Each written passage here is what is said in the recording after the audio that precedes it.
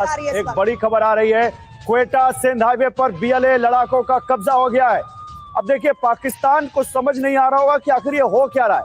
क्वेटा शहर में दाखिल होने के करीब है BLA. Baloch liberation army highway पर 1 घंटे से लगातार गोलाबारी कर रही है और क्वेटा सिंध हाईवे पर कभी भी वो कब्जा करती है और कभी भी क्वेटा शहर है।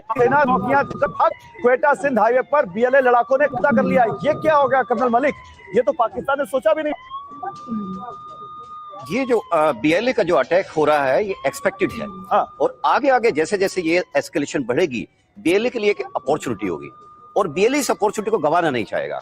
और जैसे कि बहुत सारे एनालिस्ट का ये ख्याल है, और ख्याल नहीं, ये एक फर्म बेसिकली मैं कहूंगा स्टेटमेंट है कि बीएलए इस अपॉर्चुनिटी को करने के बाद अपने आप को बलूचिस्तान के लिए, बलूचिस्तान की फ्रीडम के लिए अपने फेवर में इस सिचुएशन को एक्सप्लॉइट करना चाहेगा। और जैसा कि हमें पता है कि इस पूरे वर्ल्ड बहुत सारे ऐसे एलिमेंट्स हैं जो कि बलूचिस्तान के कॉज को सपोर्ट करते हैं, और इस कॉज के सपोर्ट के लिए बलूचिस्तान का आज का सिनेरियो सबसे ज्यादा सुटेबल करता है। जैसे जैसे एस्केलेशन बढ़ेगा ये सिचुएशन उनके लिए फेवरेबल। आप ये कह रहे हैं कर्नल मलिक, आप ये कह रहे हैं कि पाकिस्तान में जो कुछ तंजीमें हैं जो इस मौके की इत्तेफाक में है कि जैसे ही भारत के साथ पाकिस्तान का तनाव बढ़ता है और पाकिस्तान पर दबाव बढ़ता है, वो भी हमला कर देंगी पाकिस्तान के ऊपर, चाहे वो बीएलए हो चाहे वो टीटीपी हो।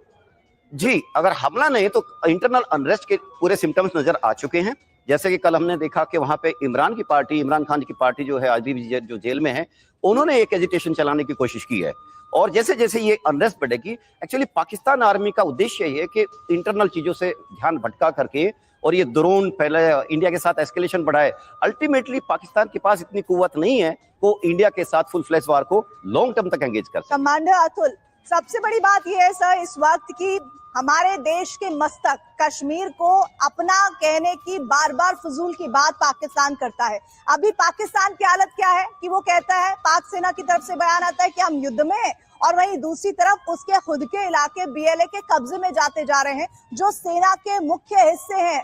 पहले अपना घर तो बचा लीजिए, आप दूसरे मुल्क की जमीन को अपना बताते रहते हैं।